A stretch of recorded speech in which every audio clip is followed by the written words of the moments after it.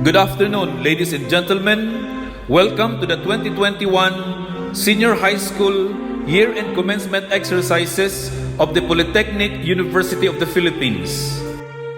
Processional. The Senior High School Strand Coordinators.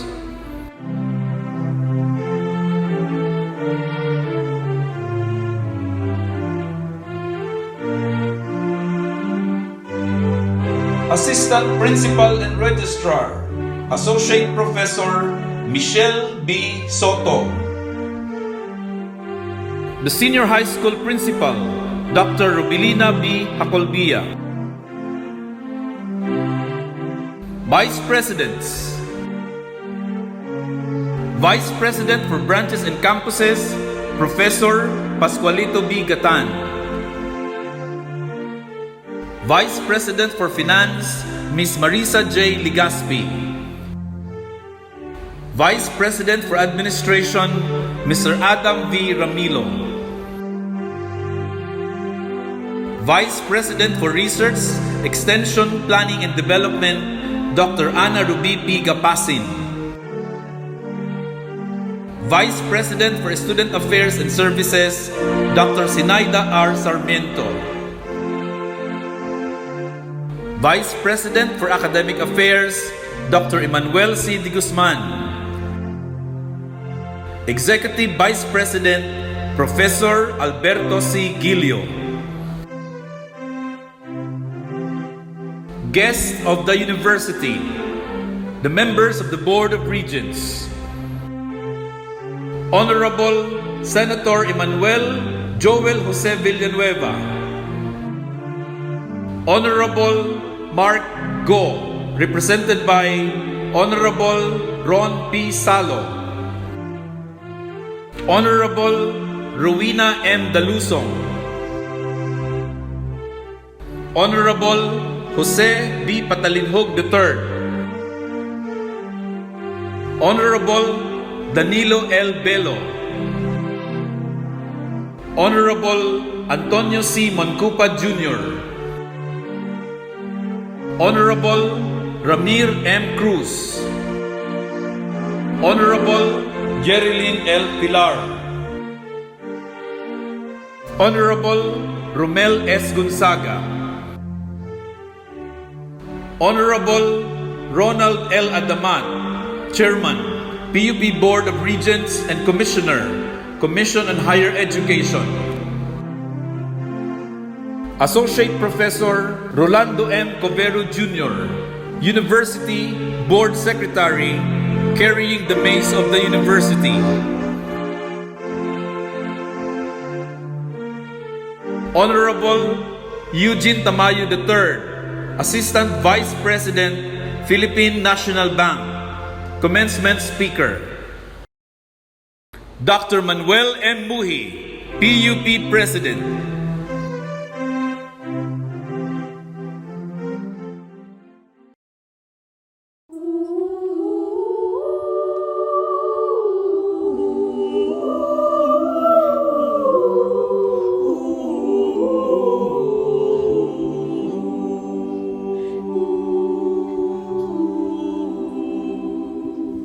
Shine on me, let me see your glory.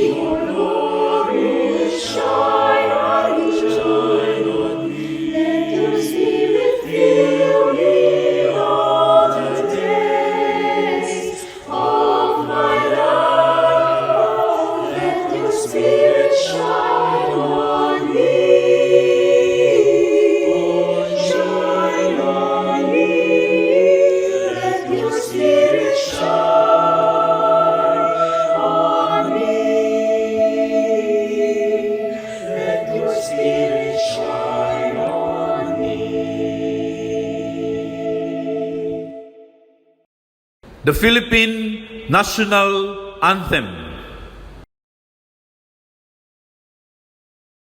Mga kababayan, ang pambansang awit ng Pilipinas. Bayang magiliw, besa silanganan, alat ng puso, sa litin mo'y buhay. Lupang hinirang, tuwid ka lang magiting, sa manlulupi, di ka pasisingil. Sa dagat at tulog, sa simon at sa langit mong pagaw, may dilag ang tulad at awit sa paglayang minamahal. Ang kislat ng pagaw at mo'y tagumpay na nakikinig, ang bitubing ng araw niya, kailan pa may pag-ibig. Lupa ng araw ng walhagit pagsinta, buhay ang langit sa piling mo. Aming di kaya na pag may mamati, ang mamatay ng dahil sa'yo. Presentation of candidates for graduation. Mr. President, I have the honor to present to you the 1,106 candidates for the Accountancy, Business, and Management, ABM Strand, TBL Information and Communications Technology, ICT Strand, Humanities and Social Sciences Strand, UMS, and General Academic Strand, GAS, from the Senior High School for the academic year 2020-2021. The graduation of these candidates was approved by the University Academic Council and confirmed by the Board of Regents. Conferment of graduation by the University President, Dr. Manuel M. Muhi. By virtue of the authority vested in me by the Charter of the University and the Board of Regents, I hereby confer upon you the degrees for which you have been recommended with all the rights, honors, and privileges, as well as the obligations and responsibilities hereunto appertaining.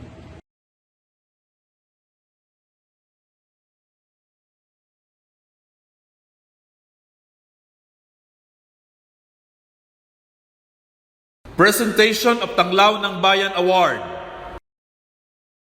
Diligence, excellence, and perseverance are well-known characteristics of PUPians, and it's for these reasons that success follows our path. Today's Tanglaw ng Bayan awardee is a living example of a PUPian who understands what it means to work for and attain one's aspirations and dreams through hard work and zeal. A PUPian for whom we can all be proud. Our awardee graduated cum laude from the College of Office Administration and Business Teacher Education. A consistent recipient of a leadership award from the PUP Honor Society, a consistent academic scholar, an outstanding BOA graduate.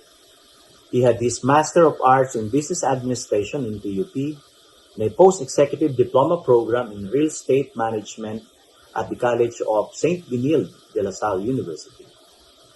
He is a licensed professional real estate broker, the chairman of the Philippine National Bank Retirees and Employees Multipurpose Cooperative, and a member of the Philippine Association of Educators in Office Administration and Association of Marketing Educators.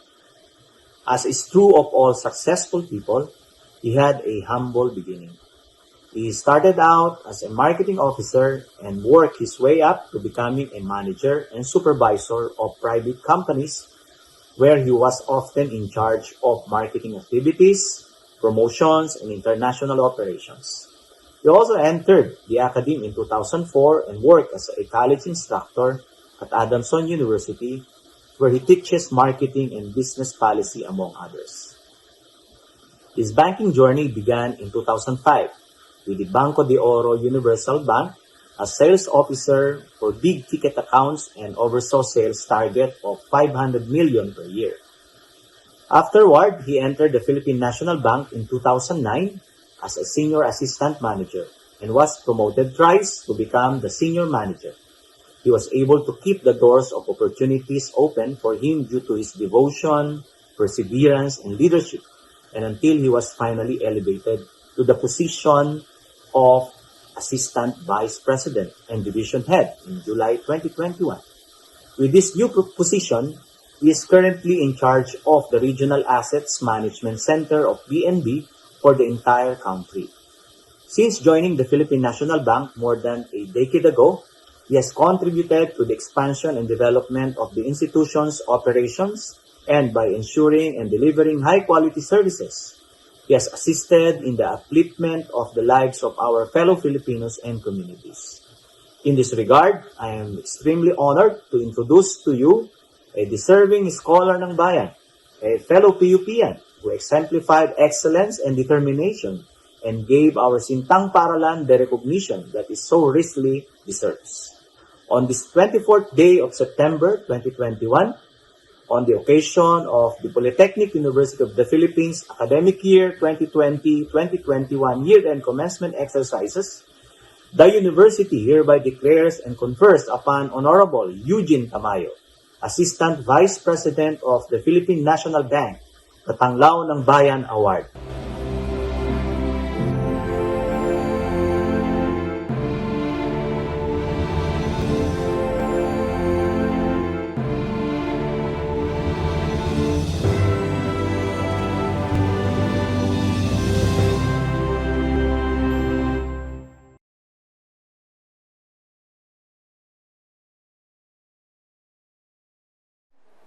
Officials of the PUP Senior High School headed by Principal Dr. Revelina B. Hacolbia, Assistant Principal Michelle B. Soto, Executive Officials Ms. Marisa J. Legaspi, Vice President for Finance, Professor Adam V. Ramilo, Vice President for Administration, Professor Pascualito B. Gatan, Vice President for Branches and Satellite Campuses, Dr. Ana Ruby P. Gapasin, Vice President for Research, Extension, and Development, Dr. Sinaida R. Sarmiento, Vice President for Student Affairs and Services, Dr. Emmanuel C. De Guzman, Vice President for Academic Affairs, Professor Alberto C. Gilio, Executive Vice President, and Dr. Manuel M. Muhi,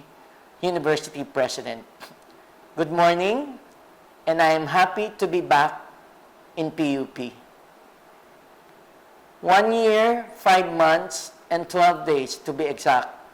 I hope I was able to do my math well. This was my own computation of the timeline since Proclamation 922 of the government was implemented.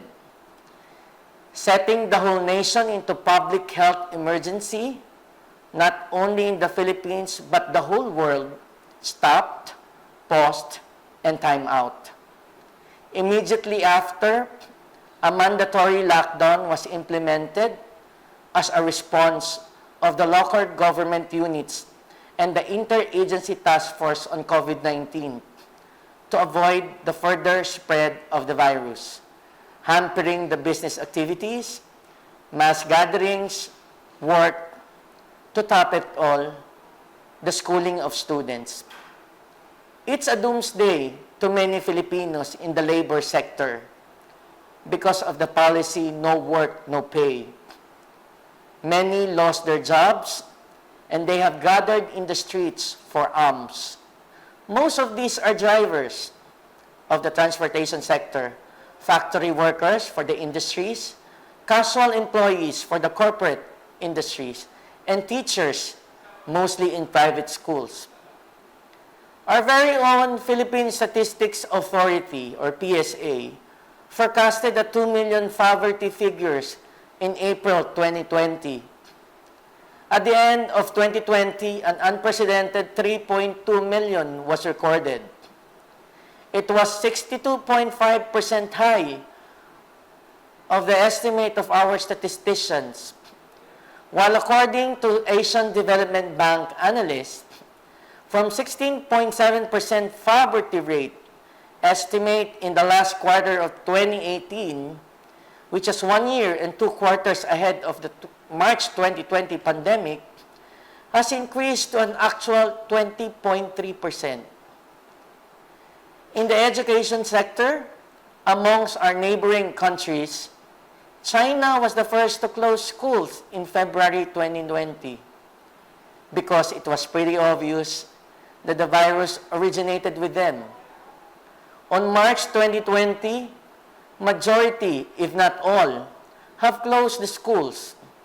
Ironically, the country which is very much appealing and far most famous to our teenies and yuppies, which is Korea, the school year started in April, which is about a month later than their typical start in March during the past years, by way of shortening the summer vacation of your Lisas and Opas. Some parts of the Europe have observed compulsory school holidays in the last 2 weeks of March up to June, similarly to the Philippines, not knowing that this will be the last day of the face-to-face classes. Do you remember where at you last March 13 when immediately Malacanang decided a mandatory lockdown by March 15? I was out of town and was forced to cut my trip and to immediately book a flight to Manila. Did you ever thought that it will be your last day in PUP Senior High School? Well, I have my share of my frustration that time because the long overdue trip and travel was canceled. To be honest, I have booked in 8 international flights and more than 30 domestic flights for leisure and relaxation of my family. But as of press time, only $200 covering my tickets for Hong Kong was the only one refunded to me and still slowly being processed by the airline. My daughter, who was then a second-year pharmacy student at UST, have carefully selected her available day to be with us since she doesn't want a long break in school. Good thing my wife, who was an expat, had a short stint in the Philippines prior to the pandemic and was locked down since then, giving us more time as a reunited family. Many thought, including me, that lockdown will only be temporary, that will entail savings on gas, energy, food, and others. I was able to save at least 1,000 in gasoline per month, but my electricity cost has surged to 5 digits. Food has been replenished in the comforts of the available markets or talipapa near our place, but have made us fluffier than ever. All of us have gained weight, which make us more susceptible to the virus if we were not taking our vitamins and corresponding medicines.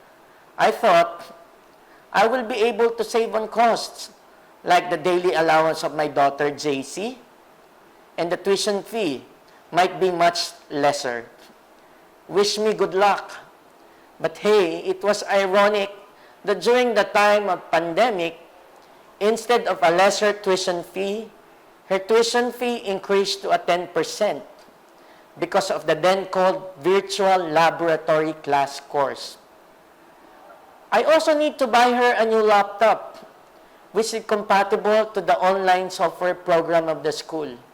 See, that I was very thankful that I was employed in a very secure, sturdy, strong company, which is the Philippine National Bank. Not to go further, strengthening the quality of education in the midst of pandemic, the theme of your commencement activity today, well, I can say that the alliance between the government and the Department of Education has a passing grade for me. Even before this online or modular type of learning, we have already encountered ALS, the Alternative Learning System. This is very famous to celebrities and those who are already working in spite of having no degree yet. ALS, or ALS, is an education platform introduced by the DepEd and CHED in order to address young students who have no time for traditional schooling. Through ALS, or ALS, a module will be farmed out to the students, and an online meet will be scheduled for 2 to 3 hours interaction online. But what is making this ALS and the current new normal learning system difficult? There are 3 points: poverty, internet connection, and inaccurate learning materials. Not all of us can buy a minimum Intel 3 laptop. Many can afford for a Celeron, which is amounting to 16,000 or less. Whether you have the monopoly of SIM cards of Globe, Sun, Smart, Dito, GoMoSIM, Smart Rocket SIM, our internet services from these players have put us into shame by having the record of the slowest but very expensive internet connection in Asia. Moreover, caught unaware of this prolonged lockdown, thus making inaccurate learning materials were done overnight to a maximum of a week.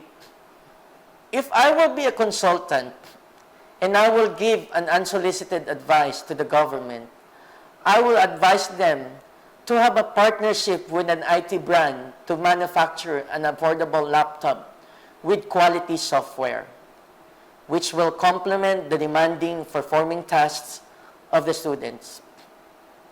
As an additional relief for minimum wage earner parents and families, financial institutions like banks, lending companies, cooperative, or the government through SSS and GSIS can extend a laptop or gadget loan to workers to be paid in a longer term with a lower interest rate.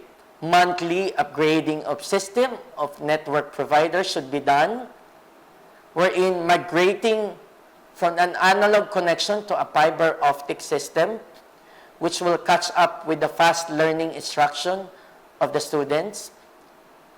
Adequate, proper, relevant training to education practitioners who are teaching the students online or those who are preparing the modules for traditional learning will be able to arrest difficulties of students and parents about low quality of education in the Philippines. For the educational institution, I would like to suggest the following: to conduct a risk evaluation of the current pandemic situation, which may directly affect workers in school, to provide a hazard pay to all school workers, and not to be selective only to teachers. Number 2, to devise and develop a clear social distancing protocol. Say if the classroom is good for 30 to 40 students, it can be arranged on an alternate face-to-face schooling. Say batch 1 will take the MWF schedule or Monday, Wednesday, Friday schedule, while batch 2 will take the TTHS schedule or Tuesday, Thursday, Saturday schedule. With the current pandemic, we should revisit the policy on attendance and punctuality to avoid leniency to health-related absences. For teachers, my appeal to exhaust all possible means in order for the students to catch up on their exercises, assignments, quizzes, and examinations. I remember last year in the town of my wife at Nabotas, their mayor, Mayor Chanco, requested the teachers and the school not to give a failing grade to students as a matter of humanitarian consideration. This might be too much, but we can probably set a leniency policy to be able to marry the idea of students' compliance and compassion among teachers.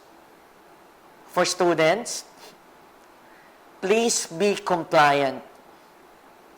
If you have more time to chat through networking platforms such as Facebook, Instagram, or Twitter, make sure that before posting anything in your My Day or your dailies, you were able to finish your work or assignment. Kindly take a break on unusual online games or addiction to celebrities. You have your own share of obligation as a student, and we should not fail our parents who are painstakingly working hard and sacrificing a weak body in order to bring food in the table and to send you guys in school in spite of the pandemic. Number 3, communicate with your teachers. If there's anything that you find difficult to read, always direct your concerns to your teachers and not to anyone else. Your teachers are the proper authorities should you need clarification. Number 4, be self-reliant. Don't allow your parents to work on your performance tasks or PETA, because your teachers have very clear eyes and sound mind to determine whether these are your own accomplishment and work. Teachers should also have a second leg of the actual performance task in the classroom in order to gauge and to validate the students' capabilities. Most importantly, love your school and be proud being a scholar ng bayan. Unlike before, during our time that we were stereotyped as activists and labor union advocates, through the years, this stigma has been eradicated and was replaced by Job Street #1 choice employers to hire graduates from PUP. Our Sintang Paaralan has produced many successful career persons and personalities. And in finality, I would like to share you one of my favorite President Nelson Mandela's quotes, that education is the most powerful weapon which you can use to change the world.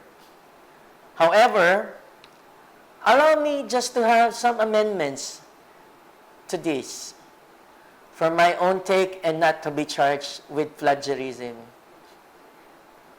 My take is that education is the most powerful weapon to change your own world. And let us not go further. Let us improve, discipline, and learn for ourselves, for our family, to help our country, and to improve this world. Thank you very much, PUP Senior High School and PUP, for this lifetime opportunity to be speaking in front of all of you. I will see you around in this campus and in the extension campuses, because I'm currently enrolled in the Doctor of Business Administration program of the PUP Graduate School. Congratulations to your graduates and to your parents, to the officials of PUP and administrators. More power. God bless us all.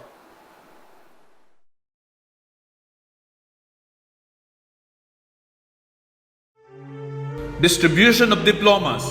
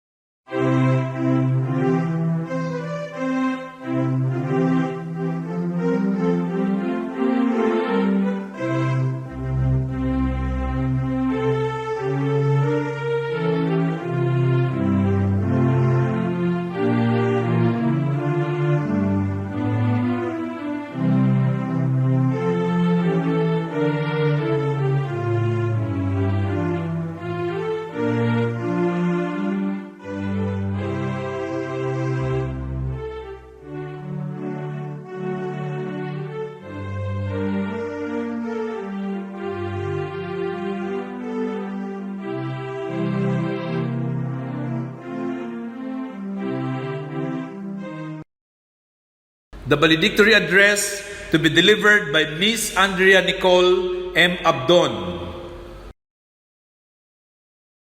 To our distinguished guests, to our senior high school principal, Dr. Revelina B. Jacolvilla, to our assistant principal, Ma'am Michelle B. Soto, our dear executive committee, Vice President for Finance, Marisa J. Legaspi, Vice President for Research Extension and Development, Ana Ruby P. Gapasin, Vice President for Branches and Campuses, Pascualito B. Gatan, Vice President for Administration, Adam V. Ramilo, Vice President for Student Affairs and Services, Zenaida R. Sarmiento, our Vice President for Academic Affairs, Dr. Emmanuel C. de Guzman, Executive Vice President, Alberto C. Gilio, our Board of Regents Chair, Dr. Ronald Adamat, to our University President, Dr. Manuel M. Muhi, our guest speaker, Eugene Tamayo III, Assistant Vice President of Philippine National Bank, the PUP administrative staff, professors, and instructors. To all the family, friends, and fellow graduates, a pleasant day to all of you. It is a wonderful honor and privilege for me to deliver the commencement speech for the class of 2020 to 2021. Before I begin my speech, I'd like to take this time to thank the PUP family, staff, and administrations for an incredible 2 years in the midst of pandemic. It's never easy to go to places where things are uncertain and unpredictable, such as when we were senior high school. Last 2019, when I first entered the institution, I had no idea what I would face. All I had in mind was to bring my excitement, to learn new things, meet new people, and broaden my vision. But as the days pass, I appreciate the daily learning I receive from this institution. All the memories and experiences we've shared were priceless. I am certain that we will never forget the fun and interactive discussions with our teachers, food trips at canteen and lagoon, homework that we crammed at school, tears and laughter that we shared, and school activities that we attended. And then, in March 2020, something unexpected happened. A global crisis turned everyone's exhilaration into terror. Even the tiniest ray of optimism has been snuffed out by the pandemic. We paused, froze, and held to one thing. We have our ultimate God, who will once again instruct us to whatever we need to begin. Our alma mater, PUP, undoubtedly took a breather, re-instructing us on how to deal with our new normal condition. New normal is a significant word for us, and figuring out how to adapt to the circumstance emotionally, physically, mentally, and spiritually is never easy. We struggle to finish our schoolworks, catch up with the lesson due to internet difficulties, and juggled lots of online college application. Culture and traditions were flipped on their heads, but we succeeded. And now we are reaping the benefits of our trials and tribulations. I am not a smart student or a genius one. Instead, I consider myself as an ordinary student who believes in her dream and strives to be good and balanced in all that she does. I am well aware that I have much to learn and that my grades will not determine my personal achievement. What matters most is my mindset and how I deal in whatever situations or obstacles I may face. It is natural for us to experience suffering in various forms. Nevertheless, I use this as motivation to work harder and continue to do my best. My dedication and enthusiasm for my work serve as my shield in achieving any goal I set. Each of us here is a survivor of our own personal traumas, especially in this pandemic, and we all deserve to be recognized. One thing I've learned in this circumstance is that there are always twists and turns in whatever path or ambition we wish to pursue, no matter how systematized or organized it is. Let God be in control. Take a breath and ask for His guidance. He will truly and miraculously guide us. For some, it will not always be easy. In fact, it may be painful at times. But trust me when I say that He is with us. I hope that my narrative serves as a beacon of hope for all of us to keep fighting and finding our purpose and goal. My dear batchmates, congratulations to us. We made it. But we all understood that we wouldn't have gotten this far without the support and motivation of those who believe in us. To our dear principal, Dr. Rovelina B. Hacalbilla, to our assistant principal, Ma'am Michelle B. Soto, to everyone among the administration and staff at PUP, we express our heartfelt gratitude for your unwavering love and support, as well as your hardship and work in allowing us to attain and progress toward our goal despite the pandemic. We applaud all our professors and teachers for their selfless dedication in teaching and for providing us with insights, lifelong learning experiences, and ideals that cannot be found alone in books. To Sir Mark Christian Katapang, Ma'am Rufa May Panal, Sir Noel Bergonia, Sir Jomar Soriano, and to the rest of the faculty members, thank you for all your words of wisdom. To our beloved parents, guardians, and siblings, thank you for your unconditional love, sacrifices, inspiration, and dedication. Without you, we would not have gotten this far. I would also like to acknowledge my classmates, ABM 12-1, and my best friends, Eliza, Ruth, Karil, Denise, Meg, Marian, and Tricia. Thank you for making my high school journey unforgettable. To Almighty Father, the ultimate God, thank you for all your guidance and blessing that you continuously bestow upon us.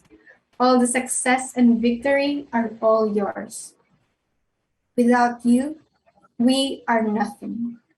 Finally, to my fellow PUP Senior High School Class 2021 graduates, may we always make a difference and continue to uphold the learnings and ideals that our Sintang Paaralan instilled in us, not just in words, but also in deeds, so that we can serve our country and be responsible global citizens. Once again, congratulations and God bless us all. Pledge of loyalty. Itaas ang kanang kamay at ulitin ang aking mga sasabihin. Ako si Florence Blaise Dicingson na nagtapos ng kursong na nagtapos ng kursong Science, Technology, Engineering, and Mathematics. ay buong pusong nanunumpa Ay buong pusong nanunumpa na magiging tapat sa lahat ng panahon sa lahat ng panahon sa mga adhikain, sa mga adhikain, panuntunan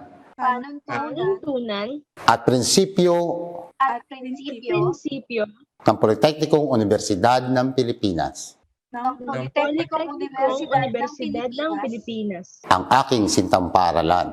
Ang aking sintang paaralan. At sa organisasyon ng mga alumni At sa organisasyon ng mga alumni na kumakatawan dito. na kumakatawan dito. Ako ay nangangako Ako ay nangangako na pagyayamanin ko na pagyayamanin ko ang aking napiling propesyon ang aking napiling propesyon na may paggalang na may paggalang sa mga alituntunin sa mga alituntunin ng universidad at sa mga batas ng Pilipinas. ng universidad at sa mga batas ng Pilipinas.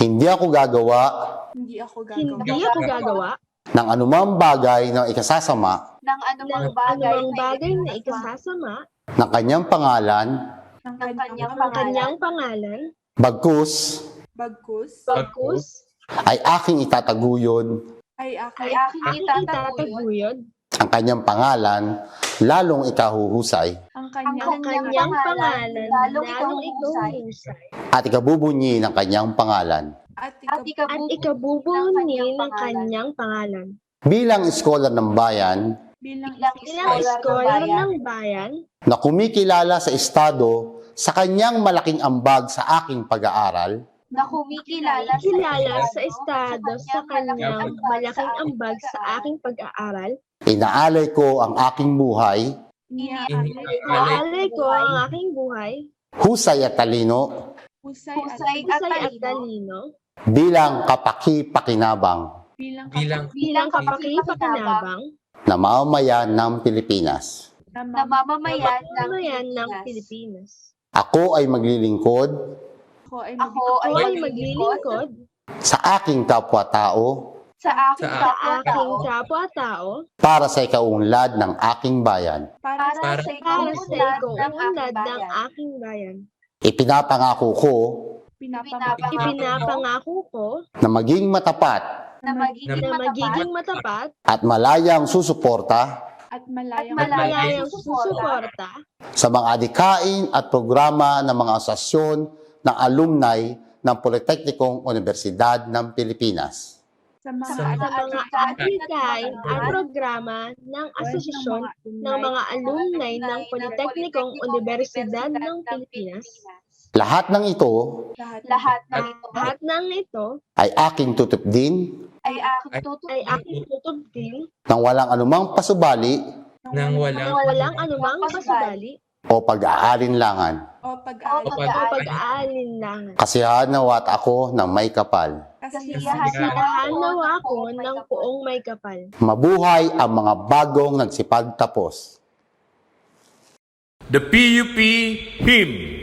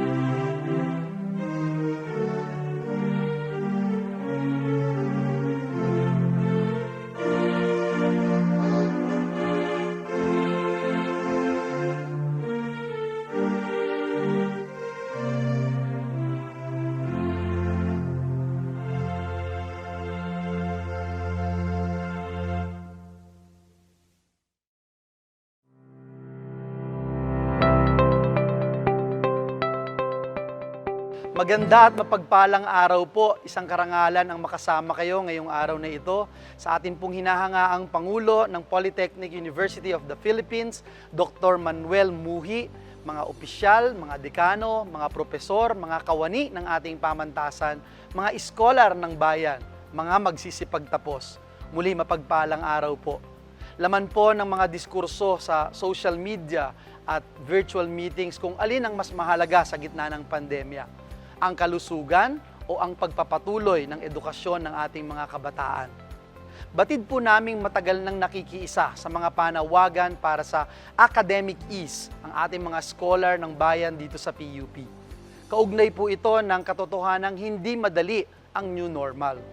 Maaaring paulit-ulit pa rin ang tanong sa isipan ng ilang estudyante, mga magulang at guro. Is higher education worth it at time of a pandemic? Bilang hepe ng Labor Committee at Higher Education Committee dito sa Senado, klaro po sa atin, kailangan ng edukasyon sa pagbangon. Subalit kailangan pangalagaan din ang kalusugan ng lahat. Kabilang na po ang mental health ng ating mga guro at mga estudyante. Bilang mga scholar, batid niyo po na tungkulin ng Estado na tiyakin na hindi po kayo madedehado sa sistema ng edukasyon ngayon. Aaminin ko po na malaking hamon ito sa parehong sangay ng ehukatibo at lehislatura ng gobyerno. Pero ang totoo, mas mabigat ang hamon ng krisis na ito sa bawat isa sa inyo. Kailangan po kasi na mas magmadali kayo para matutunan ang maraming mga bagay, makahanap ng oportunidad sa mga disruptions at makasabay sa mga pagbabago. Huwag po kayong matakot. Lahat ng kailangan nyo para magtagumpay ay alam kong nasa inyo na. Isip, puso, at talino. Bilang inyong empleyado dito sa Senado, umaksyon po tayo para tiyaking masuportahan kayo ng pamahalaan. Bilang inyong kapwa PUPian, isinulong po natin ang pondo para sa mga smart campuses. Inaksyonan po natin na maisama sa listahan ang mga essential workers, kagaya ng ating mga guro at kawani ng ating mga pamantasan. Isinabatas na rin po natin ang Doktor para sa Bayan Act para sa mga gustong mag-aral ng medisina at maglingkod sa mga pampublikong ospital.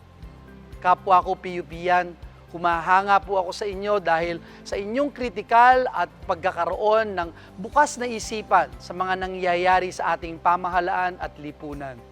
Dahil po dito, buo ang aming loob na handa na kayong pumalaot sa mundo.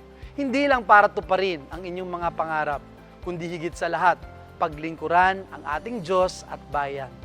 Congratulations po at mabuhay ang mga scholar ng bayan. Maraming salamat at pagpalain po tayo ng ating Panginoong Diyos.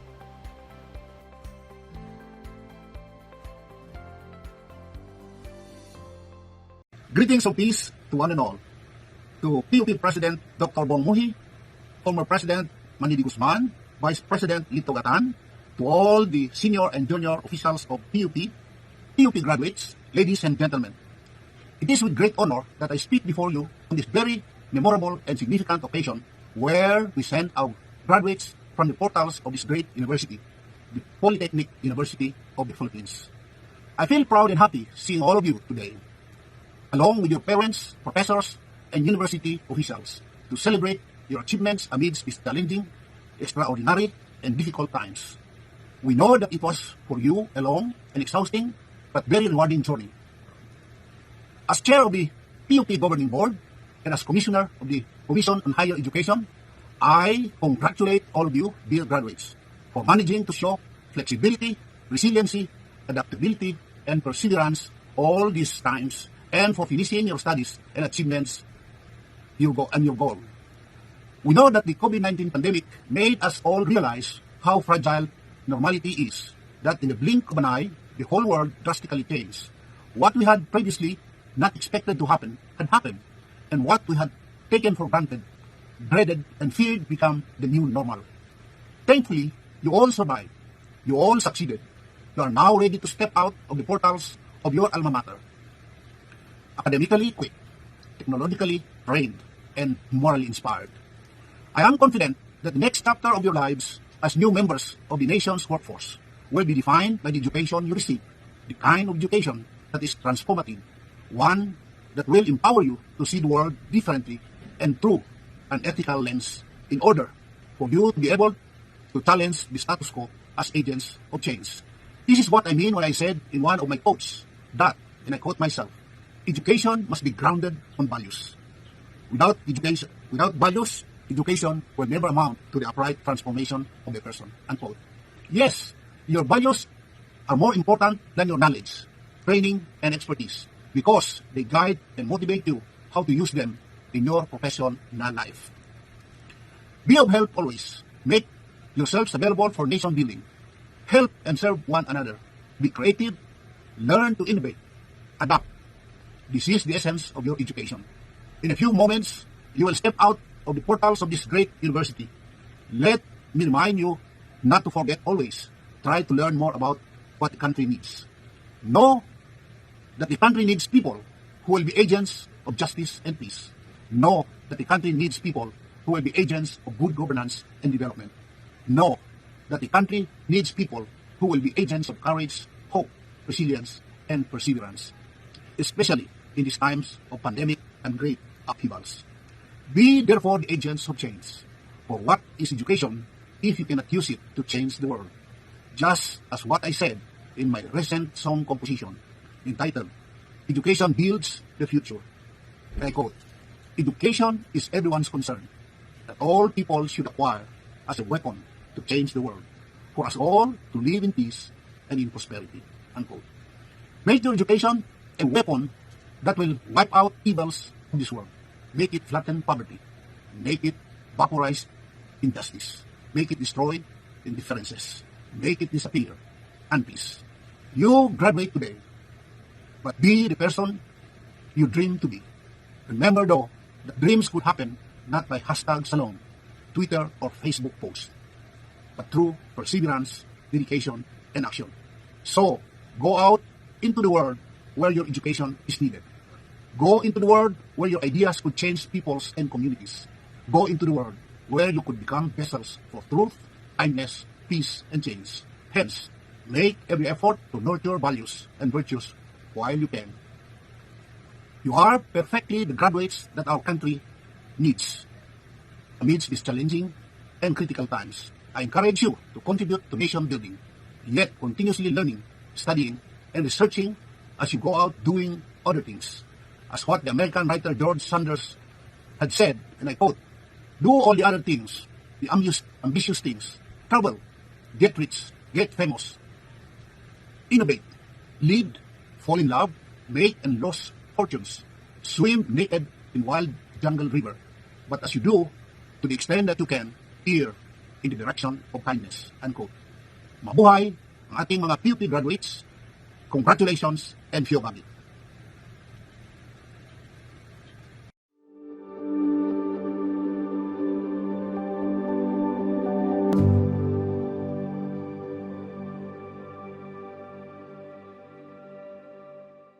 Para sa Class of 2021, isang mapagpalayang araw sa inyong lahat. Hayaan niyong simulan ko ang aking mensahe sa isang mainit na pagbati at pagpupugay sa mga magsisipagtapos ngayong araw na ito. Today, while the situation has somehow improved compared to March of 2020, things are obviously far from how they were before and would probably not go back to the old normal. I understand your frustration of missing a live graduation. Pero saludo ako sa inyo dahil napagtagumpayan ninyo ang mga hamon ng pandemya at naipagpatuloy ang pag-aaral sa kabila ng mga balakid at limitasyon. At ngayon ay mas handa na kayong harapin ang susunod na yugto ng inyong buhay. You and your university were able to courageously respond to the needs of the times, move forward as one, and rise above the challenges. Now, on the part of CHED, we acted quickly and conscientiously at the onset of the pandemic.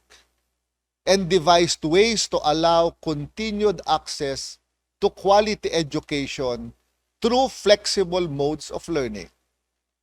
In the midst of the COVID-19 pandemic, we ensured that learning continued by adopting a policy of flexible learning. Sa aking pagpadyak sa iba't ibang pamantasan sa buong Pilipinas, ako'y nabigyan ng pagkakataon na makausap, makasama, at makahalubilo ang mga mag-aaral, guro at empleyado ng iba't ibang pamantasan at kolehiyo sa bansa. I heard stories of struggles in the midst of the pandemic.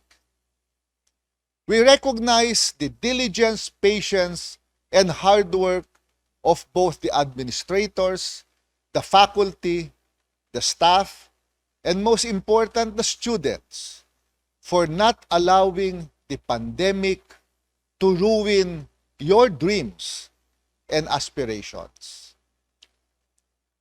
Last February 2021, nakilala ko ang magkapatid na parehong tertiary education subsidy grantees sa Tibiao, Antique. Sila ay si Maria at Remigio Escudero mula sa University of Antique. Ang kanilang ikinabubuhay ay magtinda ng balut at pagtama ng pandemya, nawalan sila ng kabuhayan.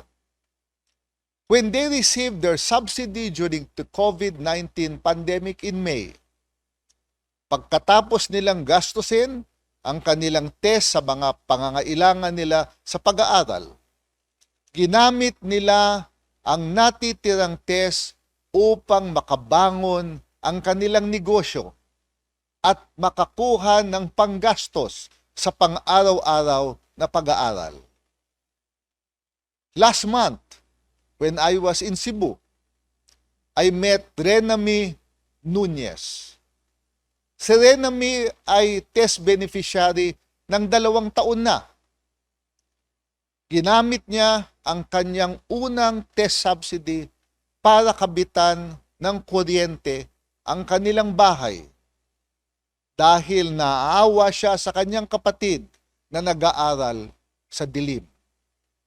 Her second subsidy was used to buy her first cell phone in her life, and her third subsidy to buy a second-hand laptop for herself and her brother. She continues to study to better herself. She will be the first in her family to get a college education. A few weeks ago, during my bike ride, I met Catherine Ehe, who used her test subsidy para makapagpatayo ng sari-sari store at para ipagawa ang bubong ng kanilang bahay. Makatapos niyang bilhin ang pangangailangan niya for flexible learning. And soon, I hope to meet some of the test beneficiaries in your university. These stories of success from our scholars are the reason why this year we claim victory for free higher education. These stories are proof that the Duterte administration prioritizes free and quality education for our young people. It is also with pride and happiness that I share with you that even in the midst of the pandemic, more than 1.6 million Filipinos in more than 200 public universities now continue to receive quality higher education for free. Sa iba't ibang panig ng ating bansa, ay narinig ko na mga kwento ng tagumpay ng ating mga mag-aaral, lalong-lalo na ang mga nakakakuha ng test at tulong duno. From their success stories, we can already claim that free higher education under RA 10931, the most important social legislation in the history of higher education, is a success. Overall, today, more than 2 million students are supported by the government amidst this global pandemic, so that the students can continue receiving quality education and move closer towards the realization of their dreams to improve themselves and to improve the plight of their families. As we therefore celebrate your graduation today, we look back at the years of hard work and determination, the unwavering commitment in your continuous quest for knowledge. Let your graduation remind you of the gains that you have achieved collectively and individually, and the constant push to do better and to better yourselves as you enter the world of work. As you leave the portals of your university, I am optimistic that you will become active contributors to national growth and the competitiveness of our country. You have been equipped with the necessary competencies anchored on the university's core values. And so you must use this to make your distinctive mark in society by transforming lives. Never stop learning and continue to pursue activities that will serve as precursors of discovery to ensure continuous productivity and sustainability for our future generations. Once again, congratulations to the class of 2021. Mabuhay kayong lahat.